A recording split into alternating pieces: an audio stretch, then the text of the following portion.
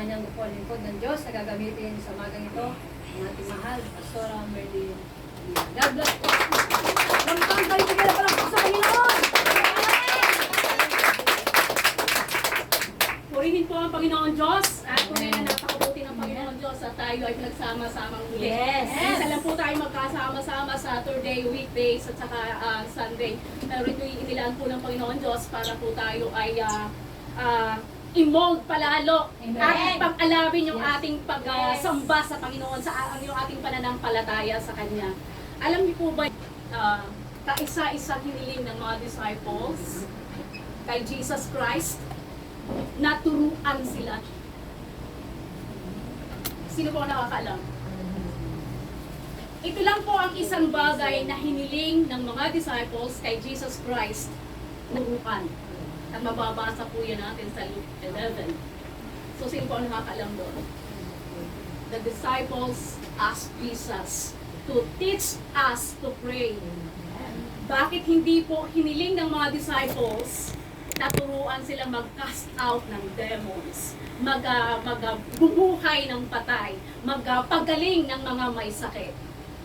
Because prayer is very important. Tayo po ay magsitayo at hilingin po natin ang paggabay ng Panginoong Diyos. Hallelujah. Panginoon Diyos, pinupuri ka namin, pinasasalamatan sa mga oras na ito, Panginoon. Tunay na alam namin, Lord, na ito'y itinakda mo ang araw na ito para kami ay magkasama-sama at matuto, Panginoon, makinig sa iyong mga salita at marami pa kaming matutunan na maia-apply namin sa aming mga buhay, Lord. We need your presence in our lives, Lord God. Dahil kung wala ka sa amin, wala kaming magagawa, Panginoon. And we know that, Lord, we are nothing without your presence in our lives, Panginoon. Kaya hinihiling po namin, Lord, na ang presensya mo ay patuloy, Panginoon, na mamalagi sa kalagitnaan namin habang kami po ay nag-aaral at habang kami, Panginoon, ay gustong matuto pa, Panginoon. Increase, O Lord God, our faith, Lord God, na tunay na aming panghawakan, na wala kaming ibang pupwedeng pagsaligan, Panginoon, at tawagin sa buhay namin kung kami, Panginoon, ay nasa time na kami, Panginoon, ay nalulungkot. Alam namin, Lord, na ikaw lamang ang Diyos na magbibigay sa amin ng kagalakan. Ikaw lamang ang Diyos na magbibigay sa amin ng kapayapaan at ikaw ang Diyos na magbibigay at magpo-provide sa lahat ng pangangailangan namin. Thank you, Lord, and we pray, Lord God, na sa bawat salita na aking bibitawan, Lord God, sa aking isi-share, Panginoon, let it be for your glory alone, Panginoon, and it will touch each and every one of us so that we can praise you, Lord God. We can glorify your name all the time, Lord God, araw-araw sa aming buhay, Panginoon, and we will truly learn, Lord God, how to pray. At lagi namin, Panginoon, na hindi kalilimutan ang makipag-communicate sa iyo. Thank you, Lord Jesus. In Jesus' mighty name we pray. Amen. Amen. Tayo po tayo magsipo na. At yun nga po ang sabi ko po sa inyo, ano po, ang kaisa-isang hiniling ng mga disciples kay Jesus Christ ay teach us to pray. Lahat po ba tayo nagpipray? Yes. We know that God is sovereign. Why pray when we know that God is sovereign? Bakit po tayo magpipray? Ba, kung alam natin ang Panginoon Diyos ay sovereign. Bakit tayo magpipray? Alam naman natin ang kayang gawin ng Panginoon Diyos lahat eh. Pero kailangan nating mag-pray. But why we need to pray when we know that God is sovereign? When we know that we cannot influence God, why we pray?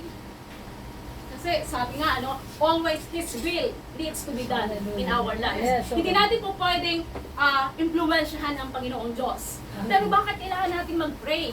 Ito po yung mga katanungan na gusto ko pong inyong pagmuni-munian na tanungin po ninyo ang ating sarili. Bakit kailangan mag-pray? Kung alam natin ang Panginoon Diyos ay sovereign, kaya niyang gawin lahat. Kung alam natin na hindi natin po pwedeng i-influence ang Panginoon Diyos, hindi natin po pwedeng bigyan o hindi natin po pwedeng suhulan ang Panginoon Diyos para mabago yung kanyang mga salita.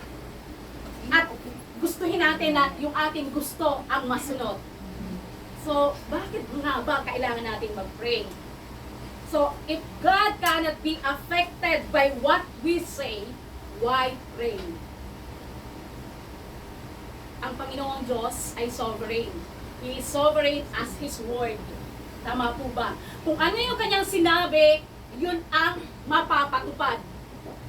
His word is sovereign because God is sovereign. God is limited by His word. Bakit po nasabi natin na limited siya ng kanyang mga salita? Kasi kung ano yung kanyang sasabihin, yun lang ang mapapangyari. Tama po ba? Hindi po pwedeng sabihin mo na, Lord, mali naman yan eh. Kailangan itong gawin ko eh. So kung ano yung sasabihin ng Panginoon Diyos, He is limited by what He says. Yun lamang talaga ang kanyang ang masusunod sa kanya. At hindi natin po pwede siyang influensyahan. So, God never violate His word. Yun po ang dapat nating tandaan. Hindi po pwedeng i-violate ng Panginoong Diyos ang kanyang mga salita. That's why we need to pray. We need to pray because God is sovereign. We need to pray because we need relationship with the Lord. Kailangan natin ng relasyon sa Panginoong Diyos. So, ang ating pong title, ang ating topic for today is Understanding the Importance of Prayer through the Nazarite Vow. So, mababasa po natin yan sa Numbers chapter 6 verses 12 to 13. Tayo po ay magsitayo at atin pong pag-aralan, atin pong basahin ang kanyang mga salita. Sabay-sabay po nating basahin. Sabi po dito, they must rededicate themselves to the Lord for the same period of dedication and must bring a year-old male lamb as a guilt offering. So the previous days do not count because they become defiled during their period of dedication. Now this is the law of the Nazarite. When the period of their dedication is over, they are to be brought to the entrance of the tent of meeting. Okay, so tayo po ay magsilyo. Opo. So, sino po ba itong Nazarite? Gusto ko lang pong ulitin na ano po yung Nazarite. At yung Nazarite, isa po yun. Kasi ako nagtaka, sabi ko, bakit ito yung Nazarite sa King James? Bakit dun sa ibang translation ay Nazarite? Iisa po pala yun. So sa ASB, sa NIV, at saka sa yun, Nazarite po ang word na ginamit nila. Pero sa King James po ay Nazarite. So ito pong Nazarite na ito, they were the Israelites who was consecrated. Ibig po sabihin, they are set apart to the service of God and vow to abstain from wine and they need to let their hair grow. So ibig po sabihin, itong mga Nazarite nito, ito yung nagkaroon sila ng vow sa Panginoong Diyos na sila ay hindi inom ng alak. May mga certain silang mga dapat na hindi gawin sa kanilang buhay. Yung kanilang mga, tayo po may mga pang-araw-araw na ginagawa. Ngayon kung gagawa po tayo ng vow sa Panginoon Diyos, sinasabi po natin na, Lord, mag-a-abstain na ako sa paggamit ng FT. Yun po ay vow mo sa Panginoon Diyos. So ito pong mga Israelites, sila po ay may vow sa Panginoon Diyos na kung saan itong mga Nazarite, na kung saan po ay ang kanilang isa sa mga vow nila ay hindi sila iinom ng mga matatapang na alak. At sila po ay magpapahaba ng buhok until na matapos yung kanilang vow sa Panginoon Diyos.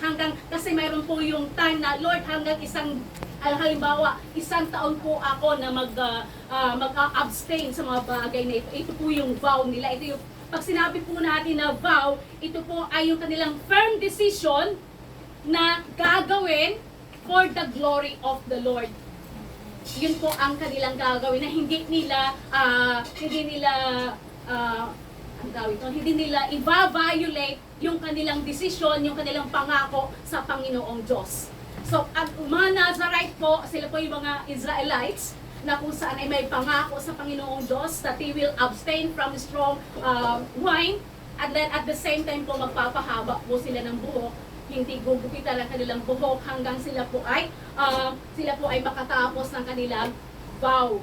So, ang mga characters po dito ay sina Moses, itong mga Israelites, at saka yung high priest nila na si Aaron. So, kailan po ito nangyari? Nangyari po ito sa 2nd month, on the 2nd year after they left Egypt. Alam po natin na nagkaroon ng Exodus. Tama po ba?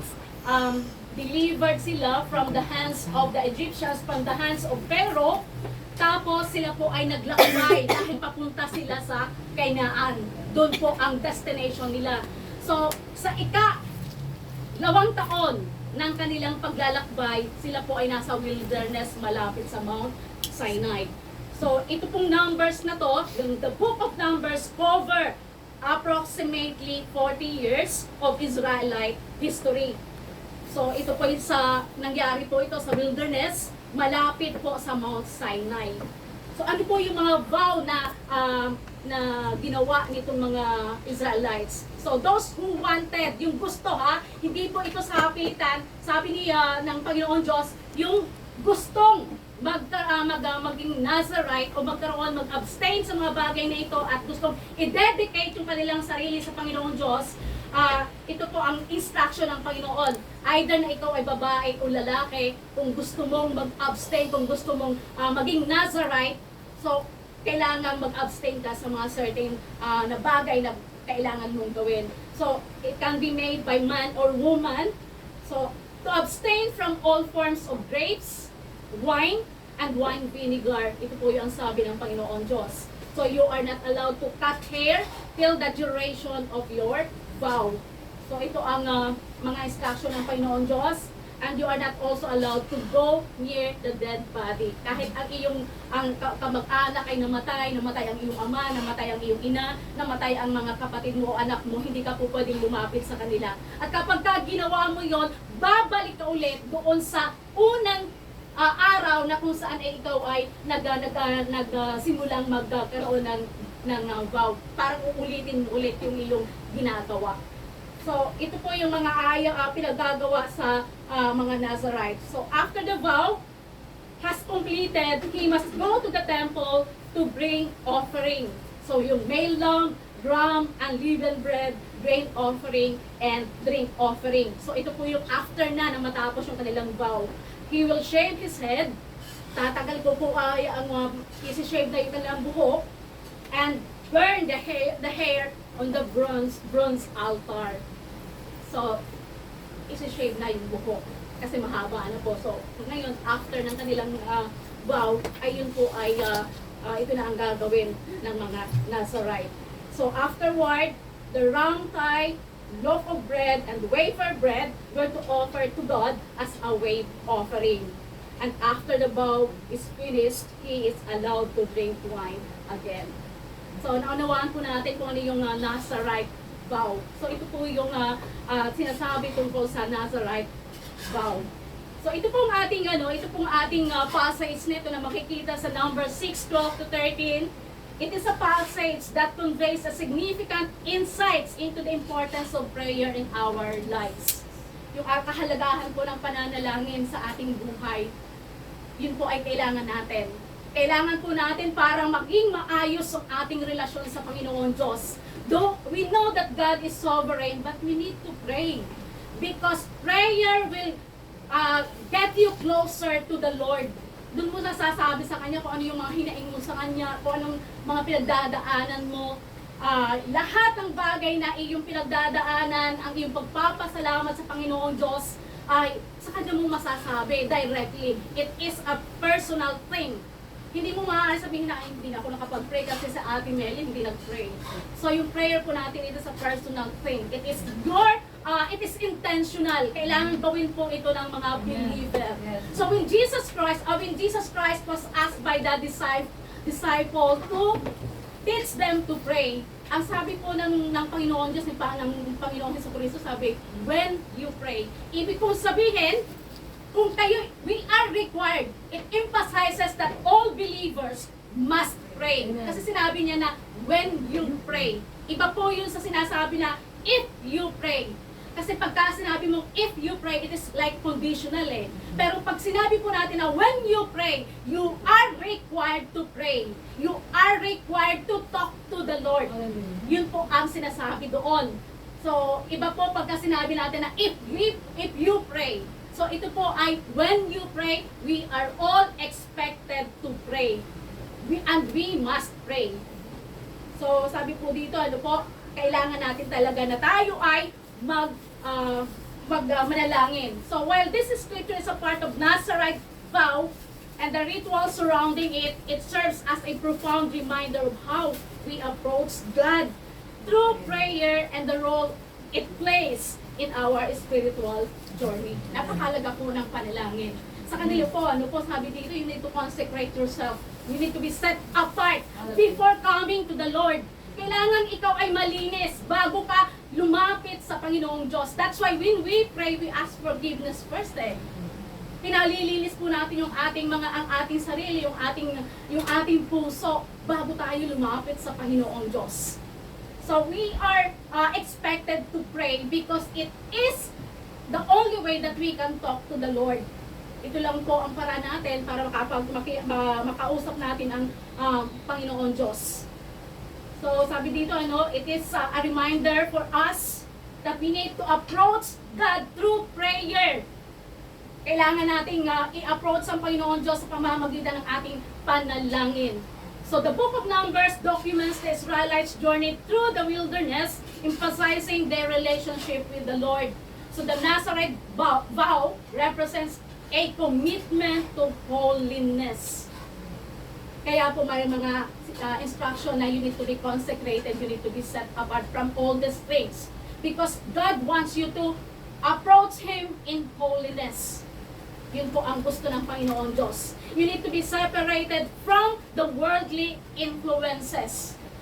Lalo pa po tayo, we are all experiencing such kind of situation na kung saan tayo na-influensyahan ng mga bagay na nasa paligid natin. At lagi po tayo nagkakasala. Lagi po tayong nag-iisip ng mga negatibong bagay. And then we need to ask the Lord to sanctify us. Dahil yun lamang po ang paraan natin para tayo ay maging maayos yung ating relasyon sa Panginoong Diyos.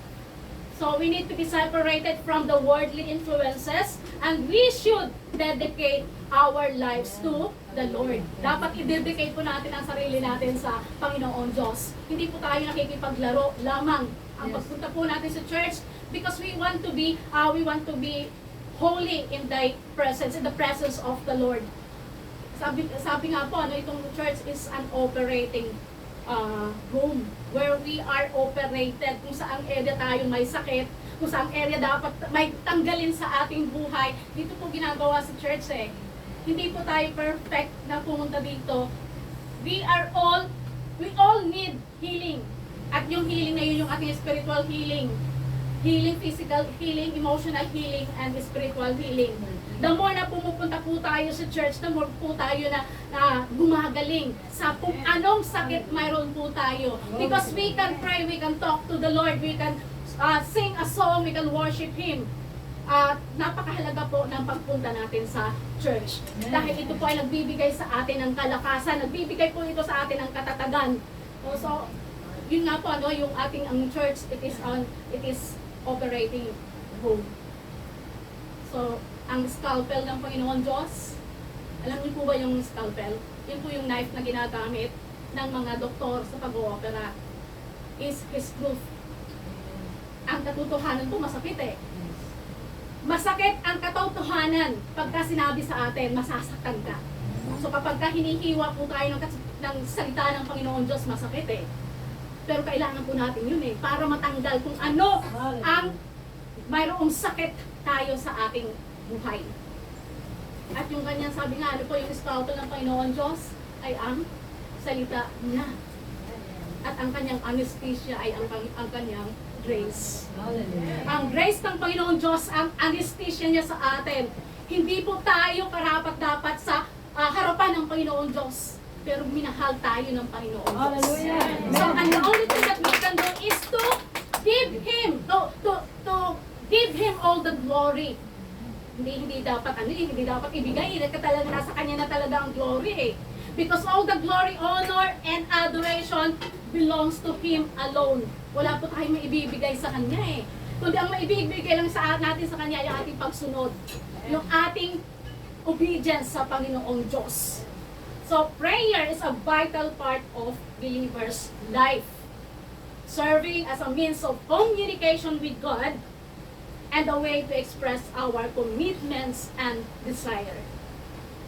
doon po tayo, doon po tayo nakakapagsabi lang ng lahat-lahat ng ating laman, ng ating puso eh. May mga time po na hindi natin po pwede pagkatiwala sa iba yung laman ng ating puso eh. Kasi mag-i-spread out ka agad at mali pa ang makakarating. Pero kung sa Panginoong Diyos po tayo unang magsasabi kung ano yung nararamdaman mo, God will answer our prayer eh. Kung nakikita ng Panginoon Diyos ang purity ng iyong puso. So, it is a vital part, vital discipline sa mga Kristiyano ang prayer. So, gusto ko lang po i-share no, the other Sunday, ng gabi, after ng prayer namin,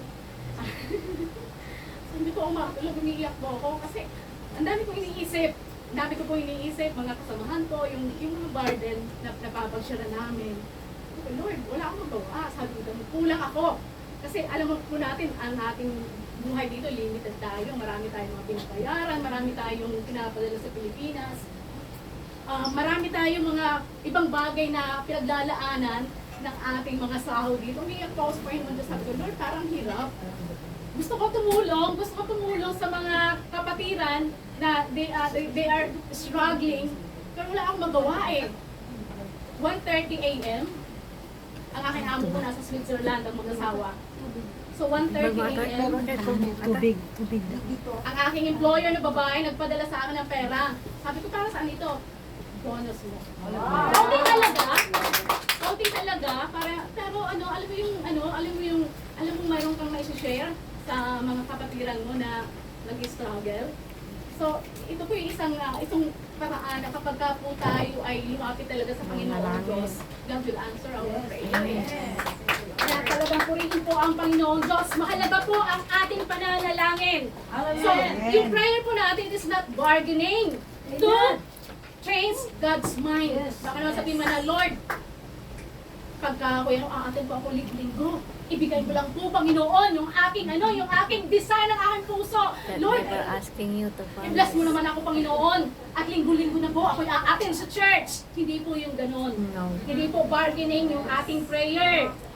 O di kaya na may sasabihin natin na it is not a get-rich scheme. Yun po ay hindi ganon. Lord, ako'y mananalangin lagi, pagpalain mo ako, ako'y payamanin mo po, Panginoon. Hindi po ganon ang panalangin, ang prayer. It is not a wish list. Baka naman, Lord, ito po ang gusto kong mangyari sa aking buhay at alam kong ikaw ay Diyos na makapangyarihan at ibibigay mo ito lahat. Hindi po eh. Because His will must be done into your life. Hindi po yung will mo. So, although marami po tayong pangangailangan, pwede po natin ilatag yan sa Panginoong Diyos. But He knows everything. Siya po ang nakakaalam kung ano yung makakabuti sa atin. At kung ano yung makakabuti sa atin, yun ang ibibigay sa atin ng Panginoon Diyos. According to His will, according to His timing, and according to His purpose.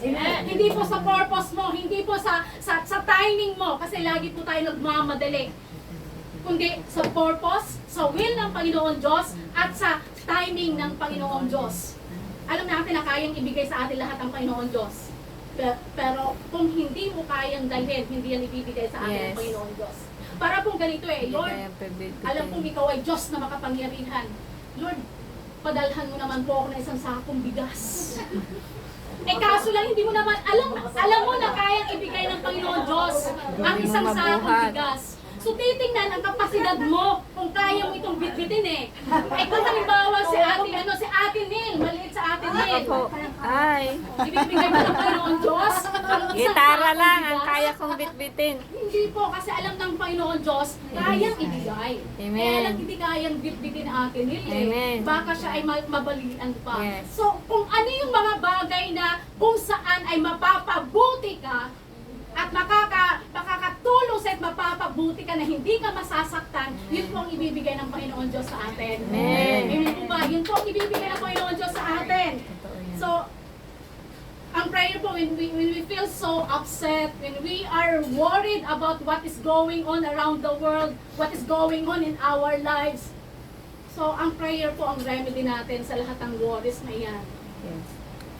Yun po ang remedy natin. So prayer must be constant. Hindi po dapat nating mag-pray ka ngayon tapos bukas hindi na kasi okay lang yung sitwasyon. So dapat po ang ating prayer ay constant. constant po ang ating prayer. So, sabi po dito, yung rituals na ginagawa ng mga Nazarites. Mababasa po natin yan sa Numbers chapter 6.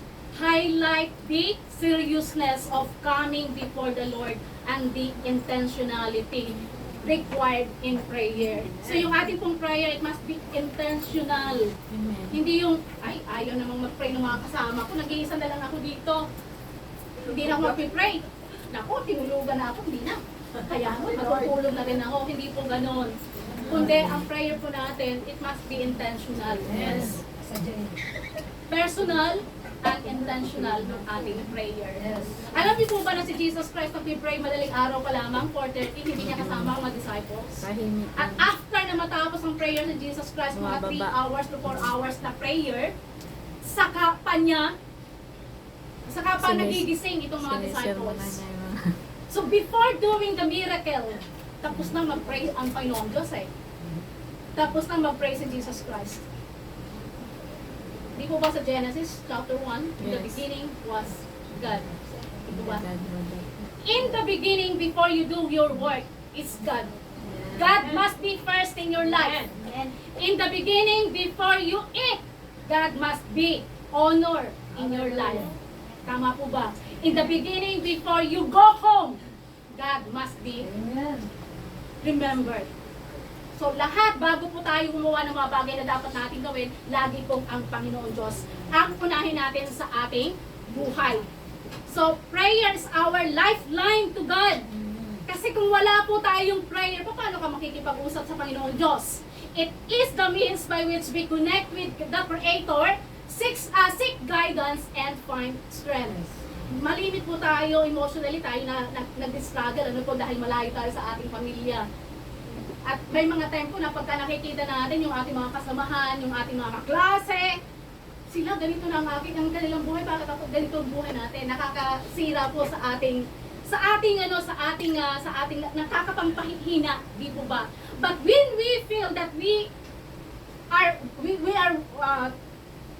discouraged, hindi kaya naman tayo disappointed about our situation, the only thing that we can do is to pray because God will give us strength. Ang Panginoon Diyos ang magbibigay sa atin ng kalakasan eh. Ito po pamangkin ng employer ko, tuwing nadadatnan ko siya, nakaluhod. Pagka nasa bahay, pagka siya nasa bahay, sa bahay niya, nakaluhod, nakataas ang kanyang kamay, umiiyak siya. Pero there are times po na siya ay nag-depress siya. Iniisip niya, Lord, bakit ganito ang buhay ko? Anak ng pastor eh. So marami siyang mga pinagdadaanan sa buhay. Pero lagi ang kanyang ginagawa is talagang lumulubod siya sa Panginoon Diyos. So sabi ko, lahat ay nakakaranas ng mga panghihina. Pero the only thing that we can do is to pray because only God can give us the strength that we need. So hindi po kung gaano kakagaling or anak ka ng pastor o pastor, lahat po ay nakakaranas ng panghihina. But the only assurance that we will have the strength that we need is when we pray to the Lord. Kasi ang Panginoon Diyos lamang po ang makakapagbigay sa atin ng kalakasan. So prayer is a personal conversation with God that includes praise, thanksgiving, request, and repentance, to name the few elements. So akala po natin pagka tayo nag-pray, yun lang masasabihin natin yung lahat ng gusto natin eh. So yung ating pong kasama po dun sa ating prayer, pagka pinupuri natin ang Panginoon Diyos, kapag humihingi tayo ng kapatawaran sa ating mga nagagawang kasalanan. Kaya nga po, bago tayo nagsisimulan po sa ating prayer, unang-unang ginagawa natin ay, Lord, pinupuri ka namin, ina-adore natin ang Panginoon Diyos. Tapos sinasabi po natin yung ating lahat mga kakulangan, lahat na nagawa nating kamali at hinihiling natin sa Panginoon Diyos yung kanyang pagpapatawad at paglilinis sa atin. So yun po ang ating way ng pananalangin sa Panginoon Diyos. So now let us take a look at the importance of prayer. Sabi po dito, prayer is a vital part of believer's life, serving as a means of communication with God and a way to express our commitments and desire. Yun po ang ganun po kahalagang panalangin. Kasi kung hindi po tayo nananalangin, hindi po tayo nakikipag-usap sa Panginoon Diyos, although alam ng Panginoon Diyos kung ano yung desire mo eh. But God wants relationship. Gusto ng Panginoon Diyos na ikaw ay makipag-usap sa Kanya. Gusto ng Panginoon Diyos na ihayag mo sa Kanya kung ano yung mga desire mo. At siya po ay makikipag-usap sa atin kung ito ba ay kalooban niya sa'yo, kung ito po ba ay hindi niya kalooban, o kung kailan niya sasagutin at ibibigay ang iyong gusto, yung iyong hinihiling sa Panginoon Diyos. So prayer is important because it helps us to stay close to God. The more na nagpipray po tayo, the more po na nagiging close yung ating relasyon sa Panginoon Diyos. Ako po ay may mga kasamahan dati na talagang ang ginagawa po namin ay lagi kami nagpipray. Sa mga part, nagpipray po kami. So, talagang yung aming prayer is very, parang yung ating sabi nga, we are burning in heart talaga namin talaga yung fire. Nasa amin talaga yung pag-pray. So, meron po kami isang kasamahan na hindi siya marunong mag-English. Kasi direct hire po siya. Ngayon, ang kanyang employer, sinasabihan siya na kailangan mo matuto mag-English. Kasi paano makikipag-communicate sa kanila kung hindi ka marunong mag-English. So, sa makatuwid po talaga hindi siya marunong talaga. At dun po sa prayer group namin, talagang makikita mo yung work ng Panginoong Diyos. Talagang kumikilos po talaga ang Panginoong Diyos. Habang kami po ay nagpipray, may mga bigyan nilang nag-speak in tongues. Mayroong itong hindi marunong mag-English, bigla siyang tumayo. Kasi nakaluhod po kami, bigla siyang tumayo at pray lahat English, Oxford English, yung iba hindi namin maintindihan. Hindi namin maintindihan, hindi ko siya marunong mag-English. And after po nang nagpipray ng puro dire-diretsong English, hindi po ako makapag-pray ng dire-diretsong English. Pero ito po, nag-pray siya, as in talagang wala talaga siya, hindi siya marunong mag-English. Nag-pray siya talaga, ang lalalim ng English niya, at sumunod ay kumakanta siya ng puro English na yung bagong kanta, puro English. So ganun po kumilos ang Panginoon Diyos. Wala pong mayroon at wala pong walang alam sa Panginoon Diyos. Kapag kumilos ang Panginoon Diyos, lahat po ay magagawa dahil kumikilos ang Panginoon Diyos. So prayer also helps us grow in our relationship with God. Luwalago po yung ating pananampalataya sa Panginoon Diyos because we talk to God, we pray to God. Tayo po ay nananalangin sa Kanya. Nagpipray po tayo at habang tayo po ay nakikipag-usap, tayo po ay lumalalim yung ating relasyon sa Panginoon Diyos. Tama po ba? Para po tayo tayo po, pagka hindi po tayo nakikipag-usap sa ating mga mahal sa buhay, di po ba parang lumalayo din? Parang yung ating relasyon sa kanila ay parang nanghihina din eh. May mga time na sabi ko kasi wala akong time na makipag-usap sa family. Sa totoo lang po, wala akong time na makipag-usap sa family ko. Kasi gumigising po ako na alas 5, dire-diretso na po yun hanggang gabi.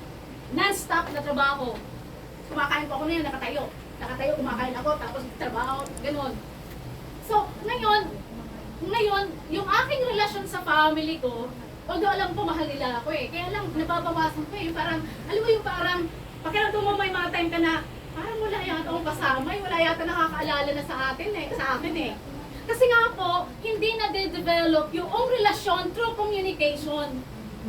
So kailangan po natin yung komunikasyon natin sa ating family para ma-develop yung ating relationship. At ganun din po tayo sa Panginoon Diyos. So we need to communicate with the Lord so that our relationship with Him will be developed. Mag-grow po tayo kapag lagi po tayo nananalangin sa Panginoon Diyos.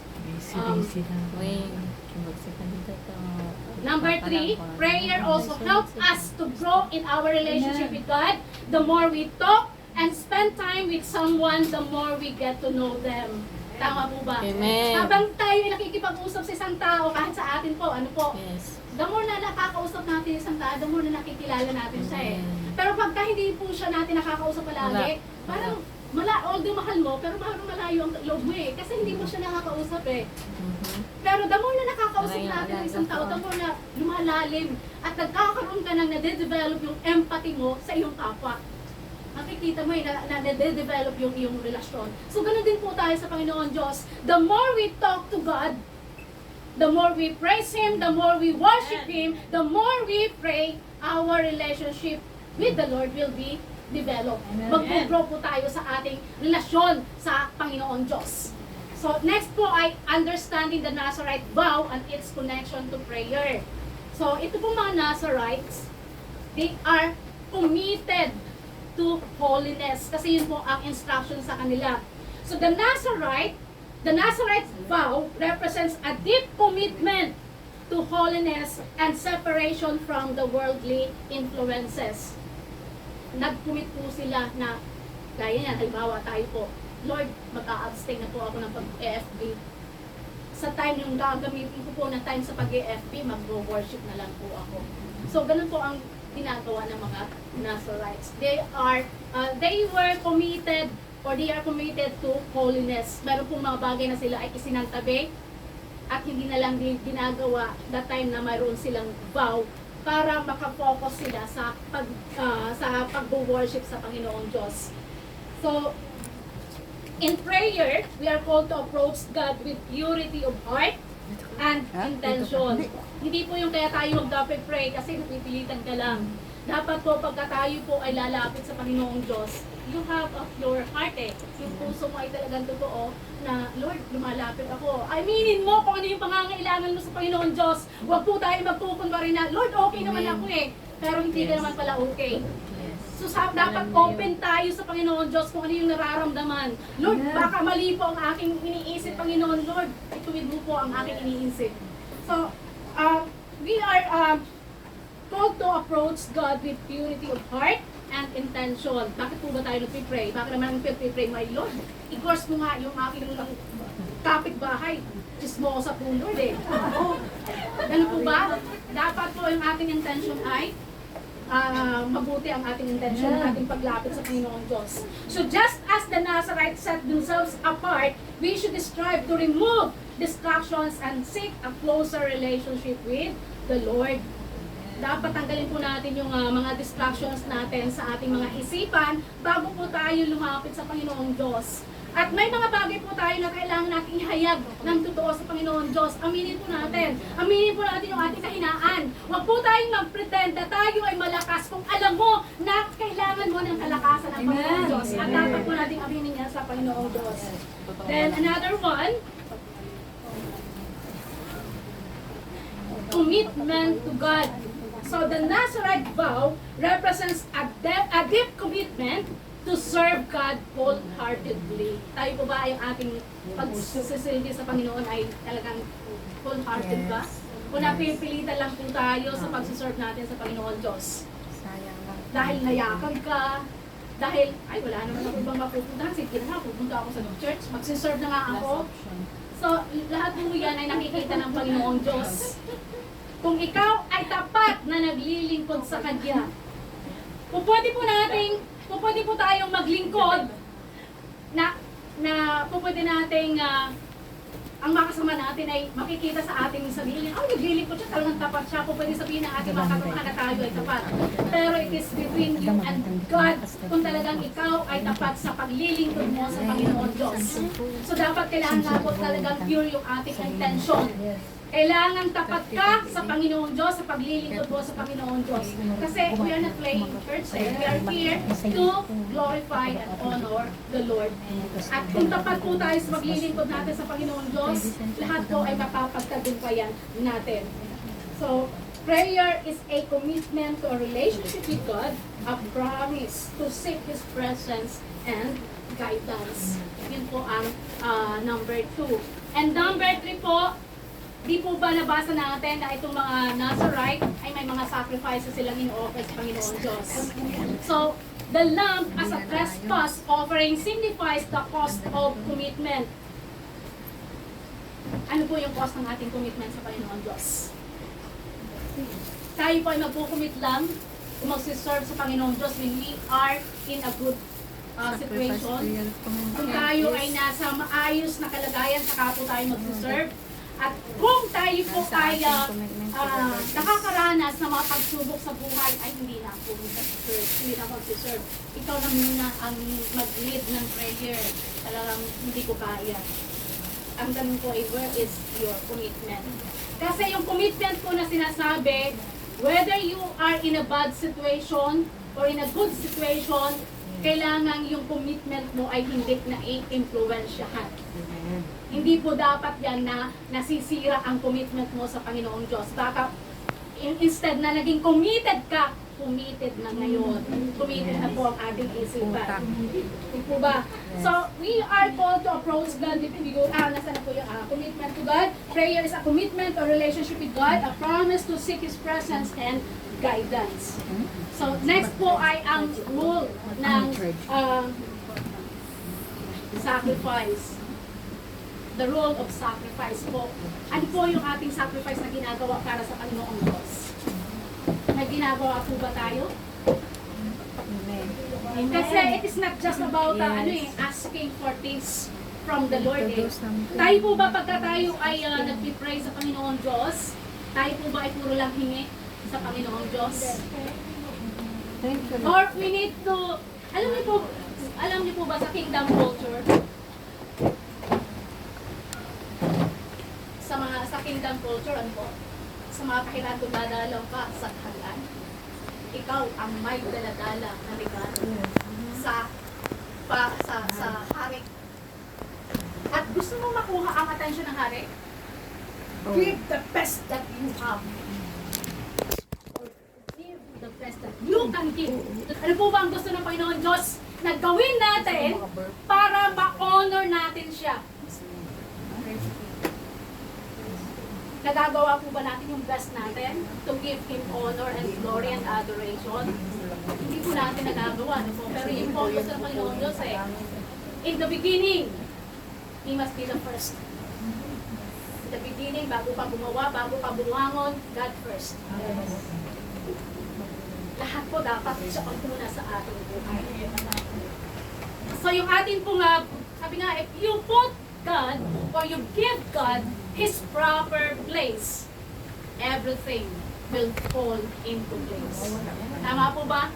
Kasi inilagay mo alam mo na ang Panginoon Diyos ay sovereign Lord, inuuna mo sa buhay mo siya So lahat ng yan ay ibabalik sa iyo, lahat ng ating mga kinaharap sa buhay, anumang problema natin, it will be solved dahil alam mo na ang Panginoon Diyos ay nandyan at kasama mo ang Panginoong Diyos.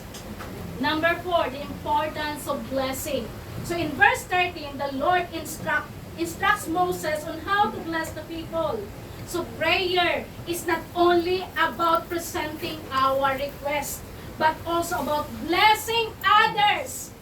Di po ba? I-bless ka ng Panginoong Diyos dahil gusto ng Panginoong Diyos ay ikaw ay daluyan ng kanyang biyaya. Ikaw ang vessel ng kanyang mga biyaya. Kaya ka i-bless Hindi para lamang sa iyong sarili, kundi para maging daluyan ka ng pagpapala sa mga taong nangangailangan ng pagpapala. At hindi po yun ikaw ang nagbigay ng pagpapala, kundi ginamit ka lamang ng Panginoon Diyos na pagpalain ang tao. Kaya hindi po natin maaaring kuhanin ang honor, ang praises ng mga tao nagpapasalamat sa atin dahil tayo po ay wala tayong may pagmamalaki. Wala po tayong hawak, sabi nga po ni Job, pinanganak akong wala, babalik akong wala. Wala, ipinanganak tayong wala at kung ano mang mayroon tayo po ay pinagpala ng Panginoon Diyos para pagpalain natin ang mga taong nangangailangan ng nagpagpapala. So prayer is not only about presenting our request but also about blessing others. When we pray, we can intercede for others, asking for God's favor, protection, and guidance in their lives. This act of selflessness enriches our prayer life and strengthens our community. Ang kailangan po natin ipanalangin po Sa nangyayari po sa ating bansa, nangyayari sa paligid natin, we know that we need to act. At ang kailangan po natin gawin ay manalangin. Hindi po i-criticize natin, hindi po natin alam kung sino ang totoo. Wala po tayong alam. Kasi nandito po tayo Hindi natin sila personal nakilala. Hindi ko maaari sabihin na sa Ate Mervy, sama-sama naman ugali ni Ate Mervy. Hindi ko po siya kilala ng totoo Hindi ko po alam kung ano yung kanyang personalidad. Wala po tayong karapatan na ating gustahan ng isang tao. Dahil hindi po namin sila kilala Wala tayong alam sa pinagdadaanan ng isang tao. But what we need to do is to pray for them. Kailangan po natin panalangin sila. Number 5 po, sabi po dito, acknowledging the authority. Acknowledging authority. So the instructions given to Moses highlight the authority of God's command. Kasi ang instruction po, yung lahat ng magko-consent, lahat ng mga gustong ialay ang kanilang buhay sa Panginoon Diyos. Ito yung mga gagawin. And God instructed Moses. So ngayon, ipinapahayag po dito yung authority ng Panginoong Diyos na dapat ito yung masunod dahil siya ang sovereign Lord. Siya ang nagbibigay sa atin ng instruction. At kung anong tayo po, yung mga leaders natin dito, sila ginagamit lang po ng Panginoong Diyos para maipahayag yung mga gusto at sa loobin ng Panginoon Diyos o gusto na ipagawa ng Panginoon Diyos. So when we pray, we must recognize God's sovereignty and authority in our lives. Hindi po yung sasabihin natin na, naku, kung wala ako, tingnan ko lamang kung anong mangyayari sa inyo dyan. Naku, ang lakas po, ano po, hindi po tayo ang mayroong authority, kundi ang Panginoon Diyos. Ang Panginoon Diyos, sabi nga po, ano, kapag ka ang Panginoon Diyos ang nagbukas, no one can close it. Kapag ka ang Panginoong Diyos ang nagsarado, walang makakapagbukas nito. Because God is sovereign God. Hindi po tayo, wala po tayo magagawa without Him. We cannot do anything. We are nothing without the Lord. So, then another one, number 6, restoration through prayer. Alam niyo po ba na the more na nagpe-pray tayo, nare-restore po ang lahat na nawala sa atin eh. Nare-restore po ang strength natin eh. Nare-restore yung joy natin eh kapag ka po tayo nagpe-pray eh. Kasi kailangan po natin ng mapapagsabihan na alam mo na can be trusted. Minsan ayaw po natin mag-open up sa ating mga kasama kasi alam mo, naku, baka pagtalikod nito. Atin-atin lang ito, tapos lahat ay atin-atin na lang. Lahat ay alam na, lahat. So, ang Panginoon Diyos po, we can trust the Lord eh. Kaya lahat po ng ating sinasabi sa Panginoon Diyos, it can restore our joy. The more na nagsasabi tayo sa Panginoon Diyos, it can restore our strength eh. So, when the vow is fulfilled, the individual is brought to the tabernacle, symbolizing, sabi po dito, no? Symbolizing restoration and acceptance. So, ganun po ang ginagawa nila noon. So, prayer has the power to restore us, whether through confession, guidance, or simply seeking a deeper relationship with the Lord. Kayo po ba naranasan po ninyo yon? Na the more na kayo nananalangin, parang lumalakas ang inyong pananampalataya, lumalakas ang inyong katawan. Nagiging masigla po tayo eh. Habang tayo ay nananalangin, kasi naiiyak po natin sa Panginoon Diyos lahat na eh. At alam po natin na ang Panginoon Diyos ay kumikilos sa buhay natin. So prayer has the power to restore us, whether through confession. Sinasabi po natin sa Panginoon Diyos, hinihingi po natin ang guidance ng Panginoong Diyos. At lahat po ng mayroon tayo, sabi na, everything that the enemy has taken away from us, God will restore it. Kasi ikaw ay anak ng Diyos, ikaw ay mahal ng Panginoong Diyos. At maayos ang relasyon mo sa Panginoong Diyos. So, the act of prayer is our direct avenue to God.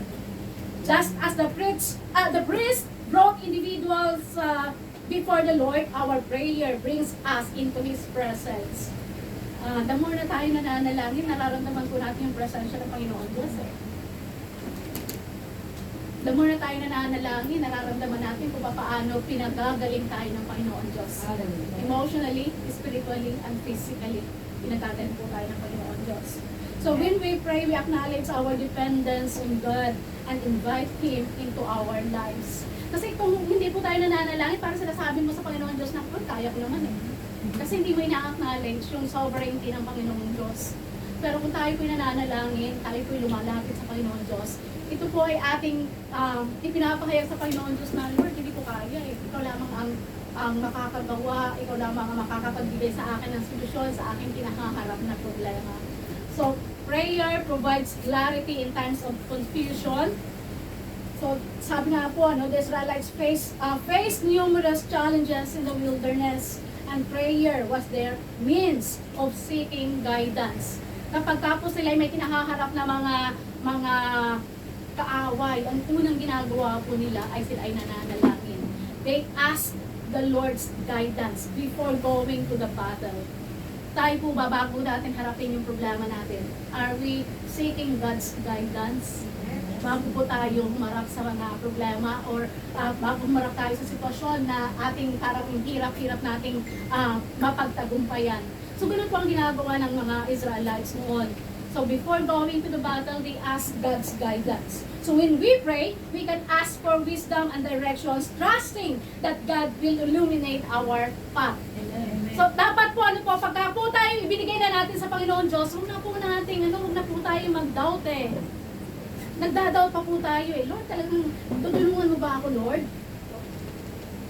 So, kapag atin pong ibinigay na sa Panginoon Diyos, alam po natin, huwag na po natin isipin kung paano kikilos ang Panginoon Diyos, basta alam mo na kikilos ang Panginoon Diyos at ikaw ay tutulungan ng Panginoon Diyos. So, as we engage in prayer, we open ourselves to God's work in our lives. We are changed. We are changed and our perspective is changed also.